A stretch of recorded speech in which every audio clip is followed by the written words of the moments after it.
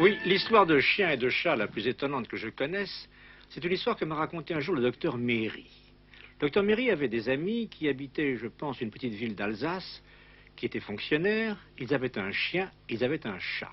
Ces deux animaux s'aimaient bien sûr, se supportaient. Enfin, ils n'avaient jamais remarqué une adoration particulière pour le chien vis-à-vis du chat ou le chat vis-à-vis du chien. Or, un jour, ces amis de docteur Méry ont été obligés de quitter leur ville pour être déplacés. Ils étaient donc fonctionnaires, comme je venais de vous le dire, et ils sont allés s'installer à 130 km de là. Le jour du déménagement, bien sûr, le chien était là. Le chat, lui, n'était pas là, mais enfin, on ne s'en est pas tellement inquiété parce que le chat avait été un peu d'humeur vagabonde, il allait un peu à gauche, un peu à droite, on l'allait même dépasser dans les environs. Alors, comme la voiture de déménagement allait partir, ses amis ont dit à ce moment-là aux voisins, écoutez, quand le chat reviendra, soyez gentils de nous donner un coup de téléphone, nous viendrons le chercher. Et ils sont partis. Or, le chat n'a pas réapparu dans la maison qui était vide. Et quelque temps plus tard, dans leur nouvelle installation, après 15 jours, le chien a disparu.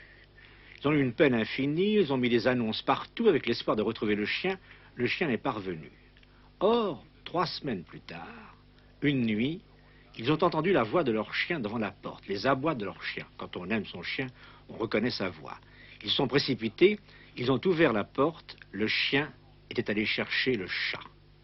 Comment ce chien a-t-il pu faire comprendre à ce chat qu'il fallait le suivre? Comment ces deux animaux ont-ils pu traverser une distance aussi importante que 130 km, de nuit sans doute?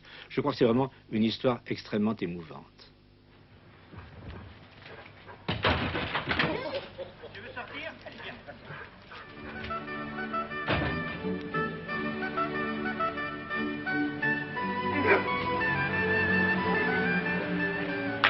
C'est une très grande joie pour lui lorsque je commence à ranger, à mettre des fleurs dans la maison. Le jardinier ratisse devant la porte d'entrée. Il sait donc que je vais arriver à ce moment-là. Il est fou de joie.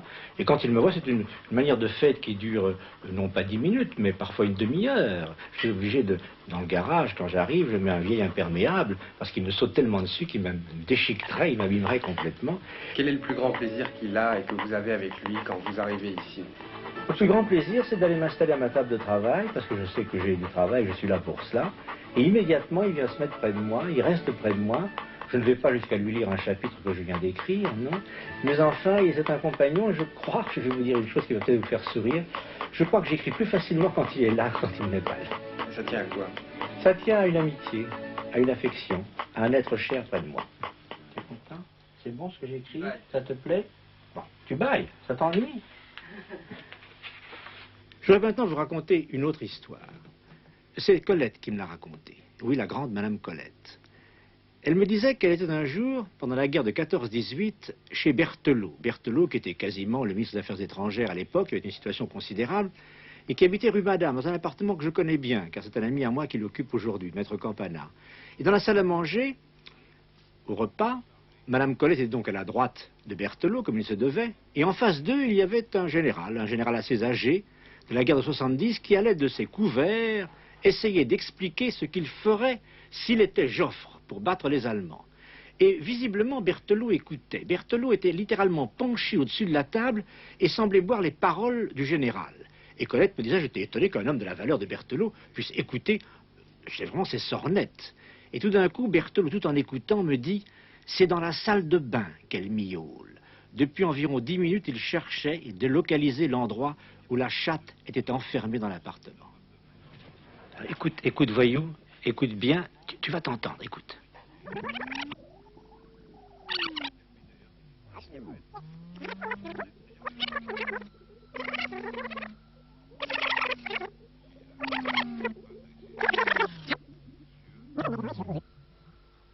André Castelot, quel âge a Voyou? Mais Voyou va avoir 4 ans, bientôt. Il y a 4 ans qu'il m'est arrivé ici, tout petit.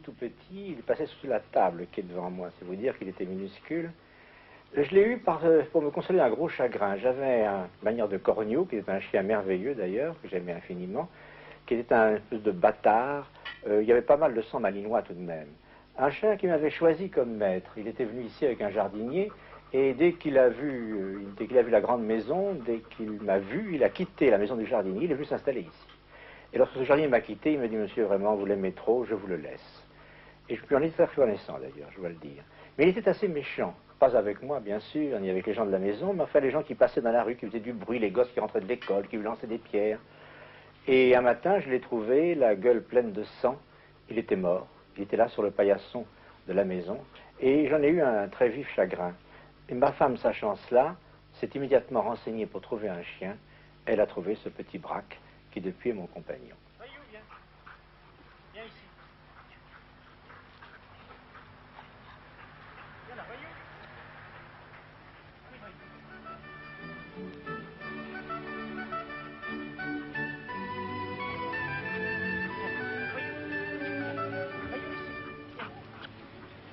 Voyou. Voyou. Voyou. Viens là, viens. Allez, viens ici.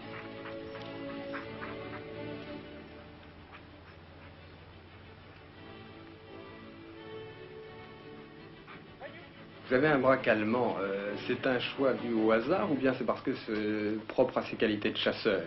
Non, c'est un choix absolument par hasard. Je ne suis pas chasseur, car j'aime trop les bêtes, j'aime trop les animaux pour pouvoir tirer sur l'un d'eux. Mais il a chassé une fois dans sa vie. Mon jardinier est parti avec des amis à la chasse, on l'a mis dans un camion. Il était très content avec les autres chiens dans ce camion, puis on est arrivé au rendez-vous de chasse, et tous les chasseurs sont mis en ligne et sont partis. Ils ont fait 3 ou 4 kilomètres à pied, tout d'un coup ils sont arrivés sur le terrain de chasse, et mon jardinier a épaulé et a tiré. À ce moment-là, ce chien a été littéralement affolé, il est parti à fond de train, il est rentré. Ce qui est merveilleux, c'est qu'il a eu même le flair de rentrer vers le camion, il s'est réfugié dans le camion, on l'a trouvé terrorisé dans un coin du camion. Voyez-vous, si vous me demandez pourquoi je l'aime, c'est peut-être parce que c'est un chien de chasse, mais il n'aime pas tuer les autres animaux. Il doit avoir la nostalgie de l'époque où l'on tirait avec un arc et des flèches pour tuer les bêtes, il a horreur du bruit, et je ne crois pas qu'il puisse être un excellent chasseur. Il a du nez, cependant. Il a du nez, moi ça s'arrête là.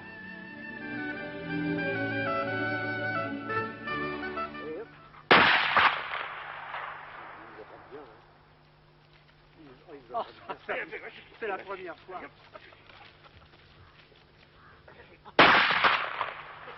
C'est pour ça que je suis attiré par le chien, car le chien est un animal qui est vraiment un cœur sur 4 pattes. Enfin, le chien ne pense qu'à une seule chose, c'est à être heureux, à rendre son maître heureux.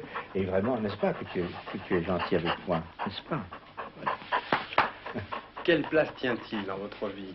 Une très grande place dans ma vie. Je vous assure que lorsque j'arrive ici, la première chose que je fais, c'est de le retrouver, de le voir, de le caresser. Il a une place dans mon cœur très importante, et je crois que tous ceux qui aiment les chiens, tous ceux qui ont des chiens, mettent dans leur cœur une place à part. Je voyais l'autre jour une mère de famille qui me disait « Mes enfants sont jaloux parce que j'aime mon chien, et c'est une petite chienne. J'aime ma petite chienne, et souvent les parents, mes enfants me disent « Mais tu aimes plus ce chien que nous. » Pas du tout, on peut avoir dans un cœur des places différentes. On aime sa femme d'une manière différente que ses enfants. Je crois qu'on peut aimer son chien également d'une manière différente. Il n'y a aucune raison que ceux qui vous entourent soient jaloux de l'amour que l'on porte pour son chien. Je dis l'amour, enfin moi j'ai pour ce chien un véritable amour.